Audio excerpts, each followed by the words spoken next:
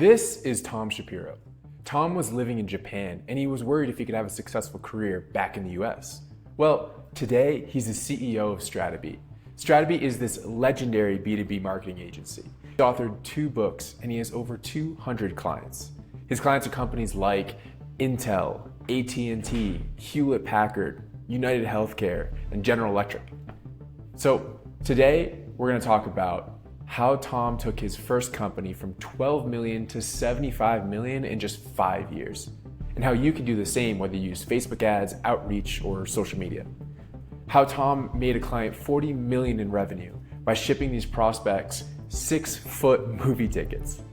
And now he hires to the next stage of business. And so stay to the end and you're gonna get his free playbook to actually have your company show up in ChatGPT so you can be worried about having too much demand for your business too. So here's Tom Shapiro. So I joined this agency. It was my second day on the job. The CEO of the agency comes over, taps me on the shoulder, pulls me into a conference room, and there were about 5 or 6 other individuals there. And he turns and shuts the door and locks it. He locks the door and he turns to us and he says, "No one is leaving this room until we figure this out." And I had no idea what was going on. It was my second day on the job. I had no idea what he was talking about. And it turns out that the company had plateaued, as you said, right? Couldn't figure out how to grow, couldn't figure out how to make new sales, was having its lunch eaten by the competition. And so there was this SWAT team brought together to try and figure this out. So what the company was trying to do at the time was to pay $30,000, $40,000, $50,000 a shot per trade show or per conference and, spend 3 or 4 days there. The problem is that it wasn't working. And what Andrew and I felt was, well, it's not working because you're lost in a sea of sameness. You have your booth, but 30 competitors have their booths right next to you. And so if someone talks to you for 2 minutes, then they're talking to your competitors for 2 minutes as well. There's very little to differentiate one business from another at these large conferences, and people are overwhelmed with information. So we said, what if we do the opposite? Instead of looking for the largest conferences possible, what if we hosted our own conferences where there were 0 competitors? And instead of having a 2-minute conversation with prospects, we could have 2-hour conversations with prospects. And so we rented out the back of the House of Blues in Chicago. And our very, very first event, only 10 people showed up yet. And you might laugh and say, only 10, that's ridiculous. But out of those 10 people, we got a 7-figure contract and we got a 6-figure contract out of that. So we're like, wow, this is amazing. Let's do it again. And so we did another one and we got another 7-figure contract. And we did it again and again and again. And it quickly became our #1 leads and revenue driver for the entire agency. We went from $12 million a year in annual sales to 75 million in just 5 years. How did you feel when you went to launch that first conference? Like, were you terrified no one would show up? No. No. We were very confident that this would work. But what was interesting, it's interesting that you say that because the CMO was terrified and he tried to shut us down. So we were just trying to build business for the agency and the CMO told us no, he would not support it. He would not give us any marketing dollars. And it was actually the CEO, a great guy, very open-minded. And he said, you know what? Let's try it. Let's test it. Why not? And so the CEO gave us the green light to move ahead. And it was successful. And after it was successful, the CMO came on board. But it was very interesting how terrified he was that this was going to be a total failure. What do you think gave you the confidence that the CMO didn't have? So I just fundamentally think that if you're following best, quote unquote, best practices, right? It doesn't work because everyone is trying to follow best practices, meaning everyone is doing the same thing. It's leading everyone to essentially go towards the median, go towards boring, go towards safe, right? And when that happens, everyone looks alike. It's very difficult for buyers to distinguish one agency versus another, one company versus another, one brand versus another. It's very difficult for the buyer. And so what we thought was, let's do something radically different. If we had done something slightly different, I don't think it would have been successful. Like if we had said, oh, well, let's just approach these large conferences slightly differently, we'll do these different tactics. Okay, we might have had some incremental results, but they would not have been transformative. I think if you want transformative results for your business, if you've hit a plateau and you want transformative results, what you need to do is to throw out your best practices. Do something that no one else is doing. Do the opposite of what everyone else is doing. In our case, that meant, okay, if everyone is going towards these really, really large conferences with thousands of attendees, what would be the opposite of that? And the opposite was hosting our own roadshows. And at that time, there were no agencies that were doing this. And then, we would pull in our own guest speakers. Like we had someone from Google speak at our first conference. We had an author from Google donate a whole bunch of books autographed to hand out to attendees. And we just thought, look, let's make our event super cool, no matter how many people show up. And that alone is going to enable us to be very differentiated from others. But then it's really, okay, you can't just be differentiated. It has to be meaningful. And in this case, it meant that we could have deeper, longer conversations with our ICP. That's hugely beneficial. That's hugely valuable. So like you say, be radically different. I imagine a lot of folks listening to this have gotten to the point they're at through Facebook ads, Google ads, email outbound, etc. I kind of break that in two, where you say be radically different on the channel you use, and then be on choosing which channel, and then be radically different in terms of how you use the channel. Do you have a preference on one versus another? And then do you have like a cool example? I don't think that it matters how you're different as long as you're different, right? Like whether it's the channel or certain, strategies or tactics that you're taking, as long as it's meaningful, right? As long as you're delivering, I always put it through a filter of, are you delivering overwhelming value to your audience? And if you are, then be radically different in delivering overwhelming value. So, you look at Stratabeat today and how are we striving to be radically different? We rely very, very heavily on original research. So we are constantly digging through data, digging through thousands and thousands of data points in order to bring new insights to our audience. We've been doing this for 2 years, and it's been very, very effective. What that does is it helps us to differentiate who we are, and it also adds extra value to the reader. Instead of talking about ourselves, instead of talking about our services, which really, anyone can do, and we might be able to articulate it well, we might be able to articulate it better than the competition, it doesn't matter. It doesn't matter at all. The audience doesn't care. What they care about is what's in it for them. And so we just have to flip the script and say, okay, let's just focus 100% on delivering overwhelming value to the audience. If that's original research, let's do it. And I also, if I remember, correct me if I'm wrong, I remember in your book, you had 2 really cool examples of how you guys use channels very differently. So I think there was one where it was you target direct mailer, and in direct mail, you sent, was it a 6 foot by 4 foot piece of mail? Which is insane. Tell me a bit about that. And the other one I thought was really cool was there was like a movie ticket, and someone had a QR code to scan. They show a personal VSL from the movie ticket. Like, that's so cool. How did you guys come up with those ideas? And how did that work out? Yeah, so that was, it worked out exceptionally well. So that was for one of our clients. So the client went from $24 million a year in annual revenue to $65 million in 3 years. I think by the time we launched that campaign, it took 2 years from that point to get to 65 million. So it's very, very successful in helping them to grow. So what we wanted to do was identify their ideal customer profile, so their ICPs, right? And we came up with a whole list. We came up with, I think it was 300 of the people who they would most like to do business with in the entire world. These are the businesses, these are the individuals who would hire them next. And then we did an entire campaign directed at them. And so we did put together this massive, massive movie ticket and FedExed it to all of them. On the movie ticket, Yeah, and it was a really heavy movie ticket. It was massive, right? How could you not open it? How could you not open it? I'm sure every single one of those packages, so 300 packages were open, I guarantee you. And on each movie ticket, we had customized a URL for a landing page for that particular company.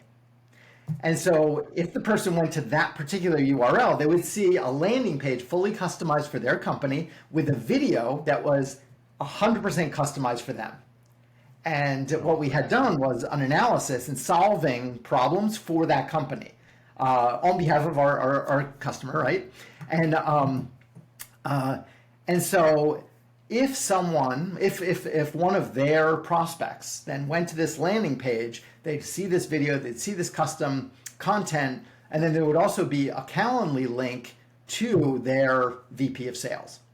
And it wound up being a very successful campaign, again, helping them grow from 24 million to 65 million in annual revenue. And what we were trying to do with them, again, is be radically different, cut through all the noise, but also provide overwhelming value. If all it was a landing page with a video where there was no value in the video, it was just introducing the company, that would be a waste of time. We'd be wasting everyone's time. Instead, we were solving actual problems that prospect had. And so that's what made the difference. So this movie ticket campaign generated roughly 40 million in revenue for this client. No, so we did many things for this client. This was one representative example of a campaign that we did for them, but we were working around the clock all year round for this client. Yeah, so we were doing various things. Yeah. How much do you think this campaign generated roughly? Oh, it's hard to say, because at the same time, we were also, so you have to understand, we were doing multiple things for them. So one of the things that we were also doing was we increased the traffic to their website by over 50,000 unique visitors a month. Imagine that, over 50,000 unique visitors a month, which you didn't have before. And so, in certain cases, is that the campaign with the movie ticket? Was it all the content that we were generating? For example, we did original research for them where we came out with a 90-page research study. They had previously paid Forrester $150,000 for a 5 or 6 page report, and didn't really get much out of it. They hired us. We did this 90-page, very, very in-depth custom data analysis for them. And they told us that it was 100 times more effective, what we had done, than Forrester, even though they paid Forrester $150,000. And so we took that 90-page report, and literally for, I don't know, maybe like 6 months we were promoting it, right? And getting value out of it. So there were many things that we were doing for them. And it all compounded into the annual revenue going from 24 to 65 million. That's insane. That's insane. Yeah. And so I remember you mentioned you started your career in Japan for 6 years. Yes. Tell me a bit about that. What did you learn in Japan? And it must have been scary going to a completely different world and then trying to reintegrate back into the US. What was that experience like? Yeah, so that was my first job out of college, was working for Panasonic in Japan, in Tokyo. I had previously spent a year in Kyoto, actually 2 years in Kyoto, and then I moved up to Tokyo and joined Panasonic. So in Japan for a total of 6 years. And it was a great learning experience. The 2 years before I started working there, when I was studying, it was, everything was a learning experience, everything. Even just, finding the train station was a learning experience. And getting lost all the time and having to ask people, for directions. So, it was great being very much a minority, very much a curiosity in a country which back then, there were not many foreigners, there were not many non-Japanese who were in Japan at the time. And so, I would walk onto a bus and everyone would stare at me, everyone. No way. And so I in that kind of context, I joined Panasonic. It was a great learning experience, understanding how they relate to one another, how they communicate with one another, how they treat each other, how they treat customers.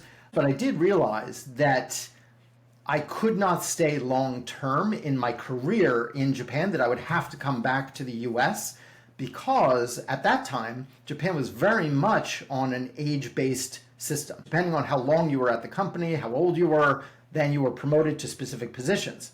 So it didn't matter how skilled you were, it didn't matter how innovative you were, it didn't matter what you brought to the table. And again, this is at that time. Things have changed a lot in Japan since then, but when I was there was very rigid. And so I realized that I did have to come back to the US at a certain point. Otherwise, people in the US would not understand why I was in the position that I was in. And so what was it like coming back? Coming back was a bit of a culture shock. It was a lot of fun. I loved having, huge cheeseburgers again, as many chocolate chip cookies as I could get my hands on. So that was all great. But it was so different in how people treated each other, how they acted, how they communicated inside of a company. So that did take a while for me to adapt. Okay. And why was the communication so different? People in the U.S. are very direct, and in Japan it is a little bit more structured. There is seniority matters a lot in Japan, and so what you might say to a colleague you might never say to a senior. And here it's much more fluid. Anyone can pretty much say anything at any time to anyone. And so I'm not saying that one system is better than the other. They're just different culturally. Right. But it was something which I just needed to spend some more time in the US business culture and adapt to it. Yeah, interesting. And so in terms of, do you think any of that kind of infiltrated into Stratabeat today? I know you said how you did your hiring, your culture, your structure, that kind of stuff. Do you think about the pros and cons of Japanese business culture versus American culture as you design your agency? Not consciously. So I think that absolutely on a subconscious level, it has influenced things a lot. Being in Japan, just seeing how polite and respectful everyone is.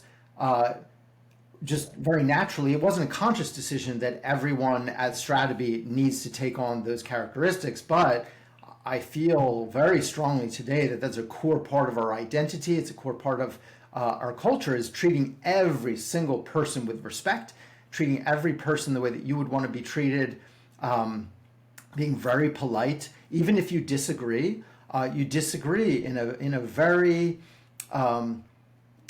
friendly, non-threatening way. You want to care about people's emotional safety. And we even talk about this when we're hiring and we're going through the recruiting process and a candidate asks us to describe the culture. We always talk about what kind of a team approach it is. We always say that we're egoless. We have an egoless culture. No one has any egos at Stratabeat. It's all about the team, and it's all about getting results for clients as a team, and they're part of our team. And so that's not for everyone. There are a lot of individuals who want to be superstars and have all the glory themselves individually, and tear others down, perhaps. Yeah. And that just, it does not work at all in our agency. When we talk about an egoless culture, we really mean it, and we take it very seriously. And so one of the key things that we look for in candidates is cultural fit, chemistry fit, is making sure that they're just a really, really good human being. That means so much to us, and that's a key part of our hiring process. Did you design that intentionally into the culture, or did that just come about because of your personality and what you look for? It just came about naturally. I think that, through my personality, and maybe that was partly because of my experiences in Japan, but it wasn't intentionally thought of as a carryover from Japan. It was just more a carryover of hopefully how I treat people, I hope. And then with the first hires, the first core team, everyone pretty much represents that and really, really embraces that. And so it makes it easier and easier as you build. And so how did that come about? Because I remember you had mentioned there were some kind of early mistakes early on in your hiring process. Was this something that you figured out, or like what happened? Tell me about some of those early mistakes. Yes, I have made some serious hiring mistakes. Same, same. And Oh, it I was can my tell you all about fault. It was that. totally my fault. Uh, what So yeah, happened? it was not the candidate's fault.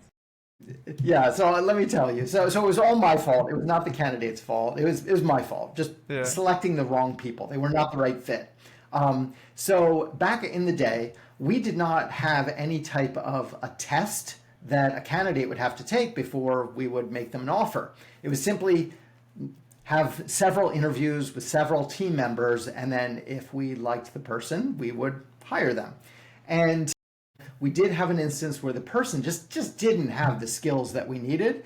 In an interview, it's very easy to cover that up, but it really came through loud and clear, and the person didn't last very long at all, and it was very painful for everyone. But it was my fault because I had not constructed a recruiting process that was rigorous enough. In another case, the person simply didn't have the desire to try new things, to learn new skills, to go the extra mile. And I'll never forget asking this person to do a task, and the person said no. I couldn't believe it because it's part of their job. It was helping the client, and they just said no because it just wasn't what they wanted to do. That wasn't how they wanted to spend time. So, No so way. again, my mistake in the hiring process, my mistake in the recruiting process, totally my fault. So we instituted a test. It's a 3 to 4 hour test where the candidate has to engage in activities that they would actually do in their job. So for instance, with a strategist, they might have to do an SEO and a GEO and a content analysis. So we might give them very, very specific assignments, and then we ask them to come and present their findings to us. We want them to present their analysis to us, and that can take 45 minutes or an hour to present it to us. It's really important that we do that, one, because we want to see them do the actual analysis. We need to know that they have the skills, the analysis skills that we're looking for. Also, how do you translate chaos? How do you translate an ocean of data into meaning? How do you translate that into insights that are useful to a client? Because that's a big part of the job. And also, live in front of us, presenting to us. How do you present the information? How do you communicate it? Because we have to speak live with clients every week. Well, that's a big part of the job, and that's a very important part of the job, is making sure that we're communicating in a very easy to understand way. So we instituted this, and ever since we instituted this new methodology of recruiting, I'm very, very happy with the results of who we've been bringing onto the team. Just absolutely love the team to death. They're just, the greatest people. I mean, I would hang out with them if we were coworkers and colleagues or not. It doesn't even matter. Like, I just love them as people. And the fact that they're so exceptional at what they do is amazing. It's icing on the cake. So, it's the best of both worlds. I think we're recruiting to get really fantastic human beings and get really fantastic marketing strategists and analysts. And how does that test differ across the levels? Because I imagine a 3 to 4 hour test for a strategist to present is probably going to be more management senior type folk, but you also have freelancers and you have like new entry level folk and that kind of stuff. How does that kind of test differ across the levels? Yeah, so we apply this 3 to 4 hour test only with full-time employees. So we work with a network of freelancers as well, and we test them differently because we would feel that it's not really fair to put a freelancer through something like that. And instead, with a freelancer, we're expecting them to have a portfolio, that they have a lot of case studies that they can share with us. And so we want to see actual work that's been done, actual client work. And that's typically how we would evaluate a freelancer. So if it's a copywriter, they should have a portfolio already that we can look at. Like, what are live URLs that we can look at that you have published for clients? And then let's say that it's an analyst, a data analyst. show us examples of websites that you've worked on. Show us actual spreadsheets that you've pulled together. Show us data sets that you've been working on. Show us the actual tools that you've built. And so it does depend on the role and what they're doing, and we will completely adjust our evaluation process.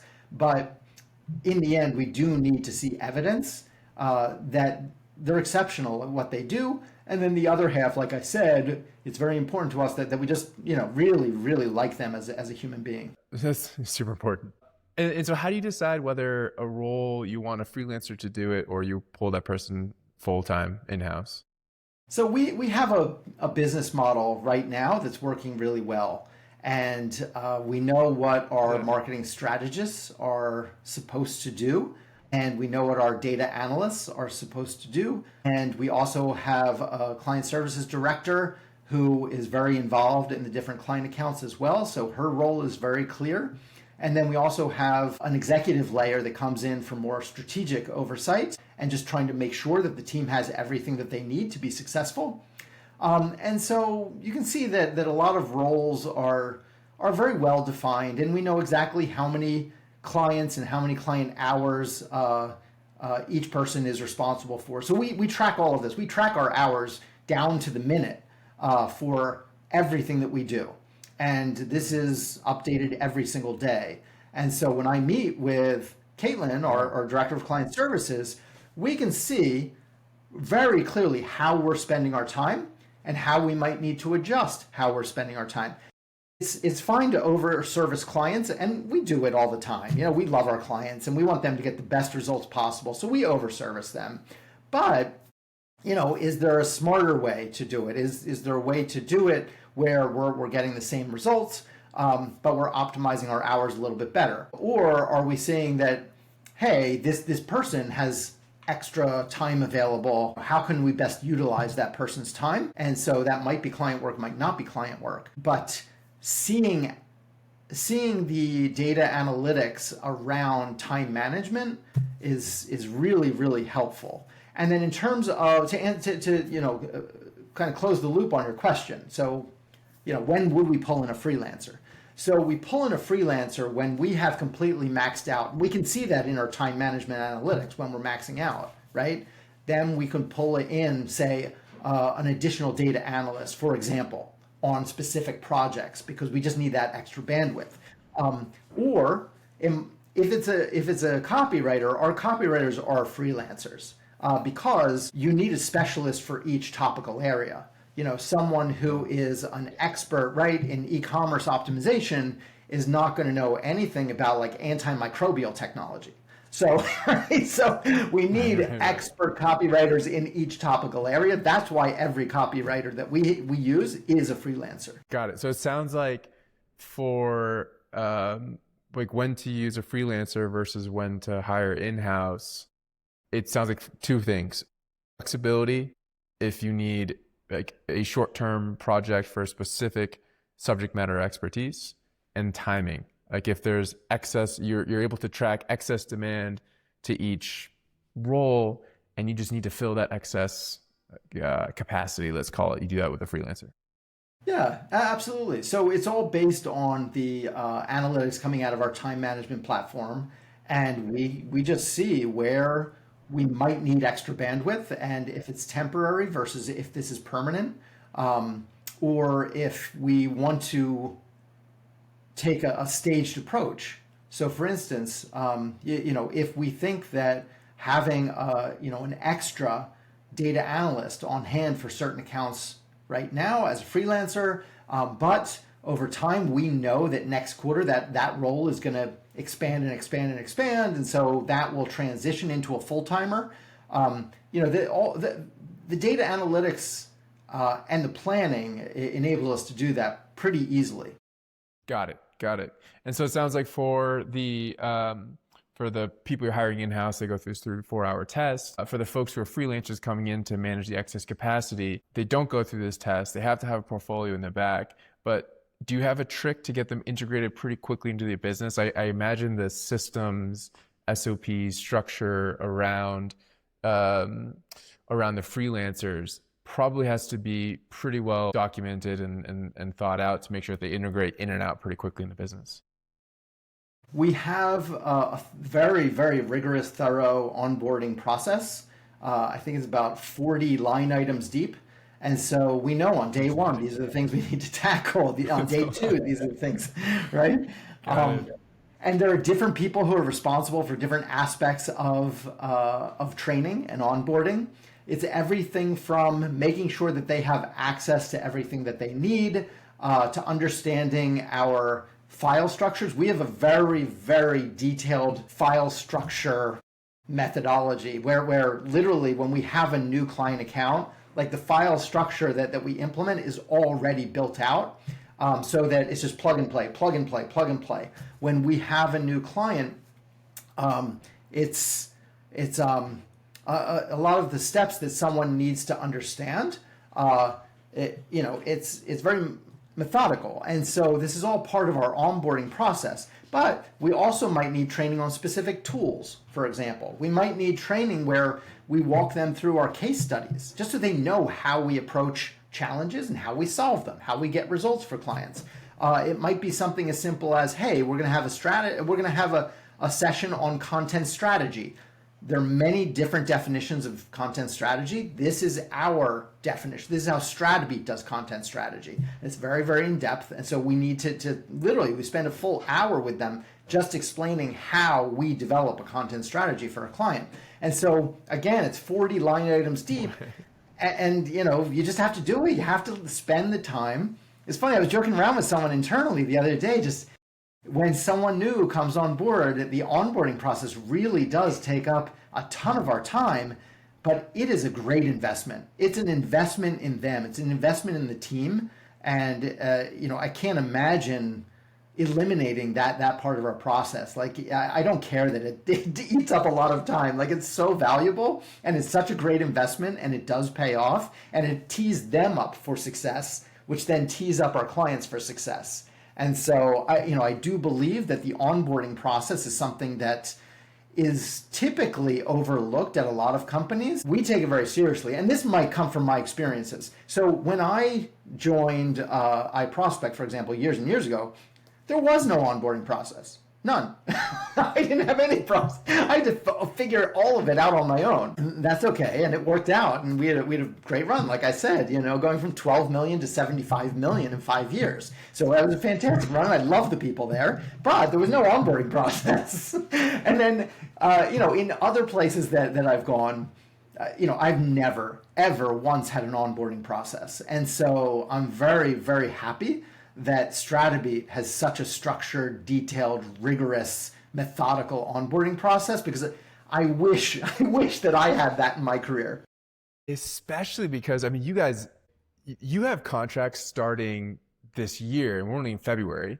That's more than double what you booked all of last year, right? So you guys are in scale mode right now. This onboarding training process you have needs to be nailed down to bring so many people on so fast. So tell me a bit about, I think most listeners to this would be ecstatic if they just close more contracts than the whole last year, right? Why is that painful? Yeah, so it's interesting, right? Because you would think that scaling that rapidly is the greatest thing in the world, and it is fantastic. We love it. We love scaling like this, but when you are growing revenue so quickly and you're adding more and more and more customers, it presents a lot of operational challenges that is just reality. You need to make sure that as you're flying the plane through the sky, the wings don't fall off, the engine doesn't fall off. Everything has to be humming along. And if anything, you have to be fine-tuning the engine as you're flying the plane. And so that is a challenge. So it's interesting, right? So as you said, we've had a great run where we've been bringing on a lot of new business, and we've already booked more in 2026 than, more than twice as much as we booked last year, and it's only February. So we have the whole rest of the year to keep growing and keep growing and keep growing. So it's going to be a good year. All right. Okay, so what are the challenges that then we need to overcome? It's all operational. It's 100% operational.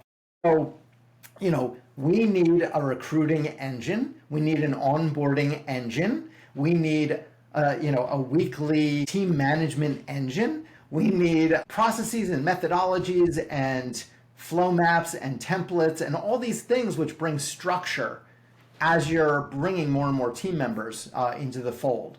And so one of our biggest priorities right now is structure, just adding more and more SOPs, adding more processes, adding more templates. We even have a task group, to build tools for ourselves this year. And so it does sound great that when you're growing so quickly and you're bringing in so much revenue, but you have to be careful. You have to be really careful, because if you do not hyper focus on operations, it's very easy for quality to go out the window. It's very easy for randomness to enter into your deliverables. It's very easy for relationships with your clients to weaken.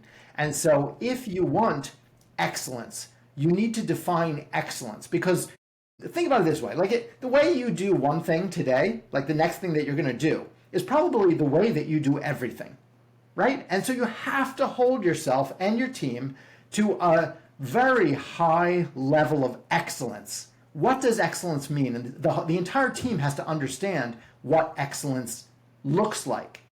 And then, that plane that is flying through the sky is going to go very quickly and very safely. And everyone's going to be very happy. Whereas if you're not hyper-focused on operations, good luck.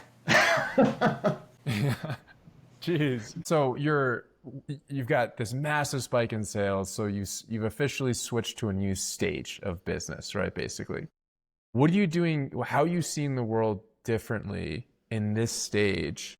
Specifically around, I heard you say you're building a recruiting engine, an onboarding engine. Like, you had a recruiting before, you had onboarding before. How are you seeing it different now that you're in this new stage? So we're codifying everything. So we're building repeatable systems across the board. No matter what we do, we're looking at it from a systems perspective. So it doesn't have to be me per se. It doesn't have to be Caitlin, our Director of Client Services. It doesn't have to be any of our individual team members. That this is a system that will work regardless of the team members that are involved. And so I think that we have refined our recruiting process to the point where it's been very reliable, and it's been bringing on really fantastic people. Onboarding, same thing. It gets stronger and stronger, deeper and deeper. But even looking at like the first 90 days with a new client, do you have that process nailed down? And is it really easy for your team members to provide excellent service and kick things off in the right way with your clients? What does it look like when you're transitioning more to, say, ongoing marketing? So rather than foundation building, you're really, trying to pour fuel on the fire. What does that look like? What are the different processes involved? How do you make decisions? And so, this year, the big theme is just codifying systems, codifying processes, codifying SOPs, codifying templates to be used, so that we remove the personality from the job, and it's more just any of our team members can jump in and, this is a great opportunity for my client. What do we have internally that I can leverage? Like, what are the flow maps? What are the templates? What are the processes that I can easily leverage and achieve great results for our clients? That's what we're ultimately looking to do, and that's why we built this task force as well, to build tools, because we want tools that are 100% customized for what we need them to do. And so that's what we're focused on. It's hyper focused on our operational objectives. Tom, this has been great. How can listeners connect with you? Yeah, so certainly I welcome everyone to connect with me directly in LinkedIn. Would love to hear from you. Any questions you have, we'll be happy to chat about any marketing or lead generation challenges that you might have. And then also you can visit Stratabeat. So that's stratabeat.com. And one thing that I would encourage you to download if you're interested is a new GEO playbook, which will help you gain visibility and brand mentions in ChatGPT, Perplexity, Gemini, and the other LLMs. Thanks for joining, Tom. This has been great. Well, thank you, Brian. This has been a lot of fun talking with you.